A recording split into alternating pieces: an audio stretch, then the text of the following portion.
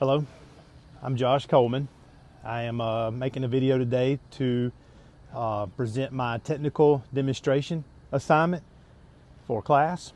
We're going to go over honey harvest and the process of actually removing the supers, what to look for, the tools that you would need to use here on the bee yard and back up in the classroom. So we're going to get started. I'm going to move the camera over to one of our hives and start taking the lids off and showing you the inside and what we're looking for.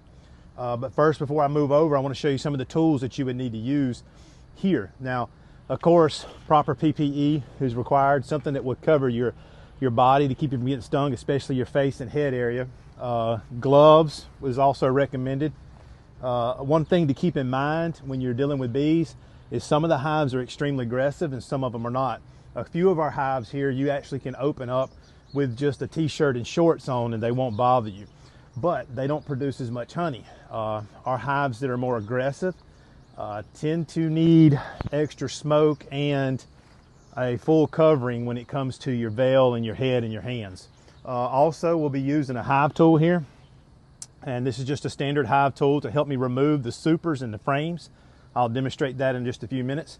And then a soft bristle brush, and this is going to be used to do our best to remove any excess bees from our frames before we move them to the classroom. We don't want to carry bees to the classrooms for obvious reason, but the main reason is we want to leave them down here to do the things they need to do. And typically we've run into the trouble where if we don't remove those bees, when we get them to the classroom, they end up dying on us. And so we want as many bees active in the hive as we can get.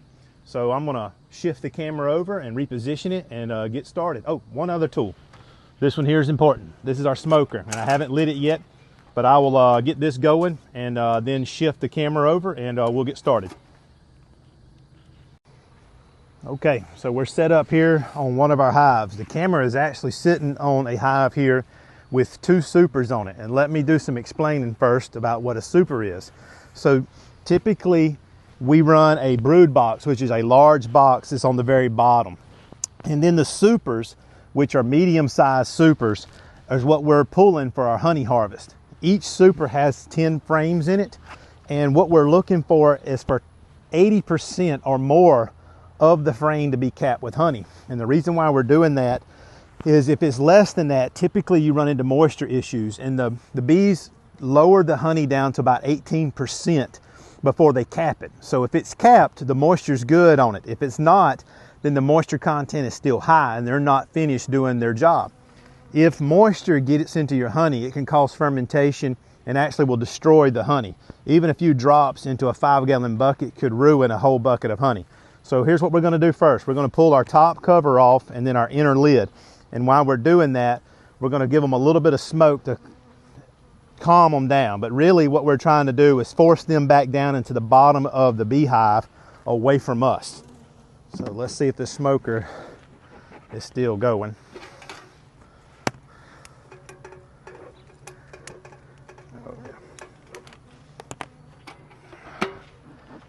You may not be able to see the smoke. It doesn't take much. Set this down. Use our hive tool here to pry. Pan the camera down a little bit so you can see. Pry that top off, and you can see this hive here is very healthy. You see all the bees that are on the top here, and I'm going to pull the two outside frames first to check them. That's the two most important ones. If those have honey on them, we are pretty good. Okay, bees typically work from the center to the outside when it comes to putting honey and capping honey. So here we go. We're going to pull this first frame up real slow, because we don't want to damage anything or kill any bees doing it. All right, so the outside of that frame, and I hope I can see that good, you can see the white area here. So this is not completely capped. I would say that's probably 50% or less. But when you rotate it around, that's close to 80 or 5 or 90% on that outside frame. So I would leave this frame in this super and can let them continue to work on this outside edge. So I'm going to slide it back in and move to the next frame. One of the things you'll see in a minute in the classroom is our centrifuge that we spin the honey out with will only hold 8 frames. So if I can pull 8 frames today for this video, that's all I really need. So that side is good. This side is very good. So our next step is to do our best to brush these bees off and get as many back into the hive as we can. Like I told you earlier, we don't want to take any of these up to the classroom if we can help it. Just a gently brushing. And then on the ground here, and I'm not sure you can see it in the video, I have an empty super. And I'm going to place that frame in that super and then continue to pull off. Let's pull another one. Let's take a look and see. Let's go to the other side and pull the number 10 frame here. Let's see what it looks like. Okay, remember the inside edge? Really good. The outside of this one, probably less than 20% has been capped. So once again, and they're still building comb. I hope in the video it shows up. They've built comb here, capped a little bit here, and they've done a very good job in this area. So we're gonna put that one back in the same orientation it was in. Then we're gonna remove the remaining frames that are capped. The next time you see me, we'll be up in the classroom and we'll decap and centrifuge. Okay, so we've made it back up to the classroom and we're getting ready to decap our frames. And so we have 8 that we got out of that single hive and that single super. That hive actually had 3 supers stacked full of honey. I only took the top super off right now.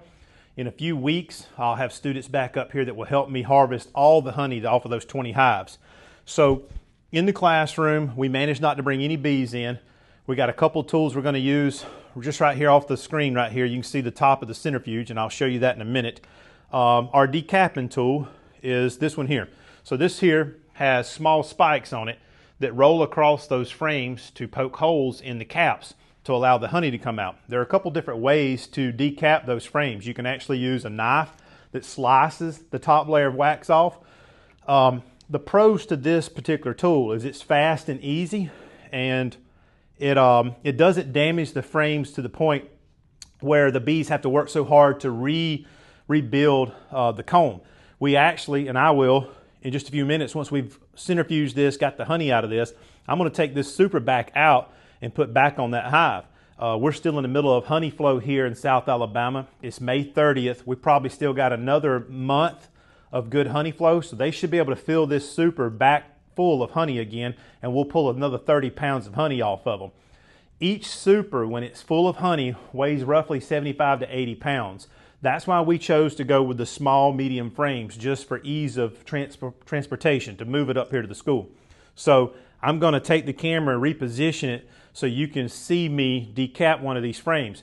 Now, sitting on the floor here below me is a Rubbermaid container, and we use this just to prevent the mess so we're not spilling honey all over the floor. Also, any honey that drains out of the frames while we're decapping, we can actually catch and run through our strainer. One of the things, speaking of the strainer, and I'll grab it right here, the honey will go through this before it enters our bucket for storage. The drawback to this particular tool is if a student or myself runs over those frames too many times back and forth, you will actually shred the wax to small little pieces, which will end up clogging up the strainer. So it's fast and it's easy, but you need to take your time. 1 or 2 passes is all you need to make this work. So here we go. We got our first frame here, okay? And I bumped it just a second ago. So really all you're doing here is taking this and making a couple of small passes across, making sure you cover all the wax cappings, and you'll see them change colors a little bit as you do that. I'm going to put that up near the camera so you can see that. That is capped and ready. One unique thing about bees, and I'll show you this when we go to put this in the centrifuge. The comb, when they build the comb, this is the top side of the frame. When they build the comb, it is angled up. That allows them to fill it with honey and cap it. And when it goes in the centrifuge, there is an orientation and it must go so that it slings out. All right, so let me get the other side here. It's just very simple, back and forth a few times, and this frame is ready to enter into the centrifuge.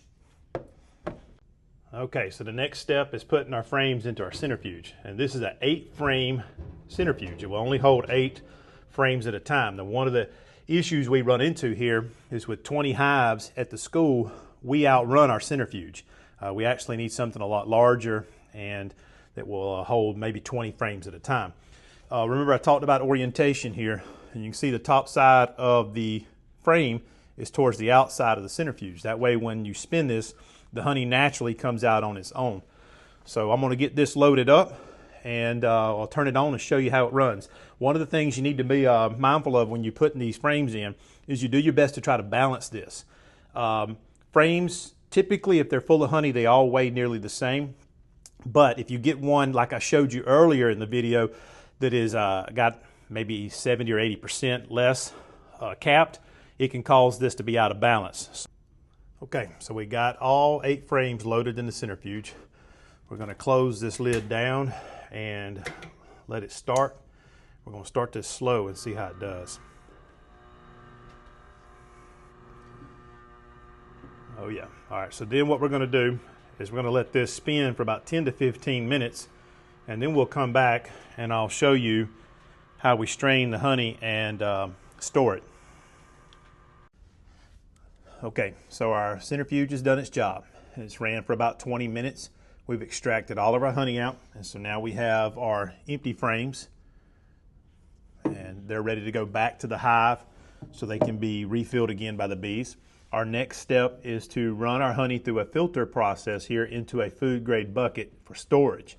We're going to store our honey for at least a week before we move to the next step of bottling. So that is to allow any air bubbles that are in the honey to rise to the top. Then we'll go through the step of bottling honey. So this is the honey process. You've seen start to finish and into a storage bucket. So the last thing now to do is to open this up and allow it to run out and go through their filter. I hope you can see that. So I appreciate you watching the video. Thank you. I hope you learned something. This is a different experience for us here. This is our 3rd year of bees on campus, and it's been going good, and I'm still learning myself. But thank you for watching. If you have any questions, please comment in the discussion.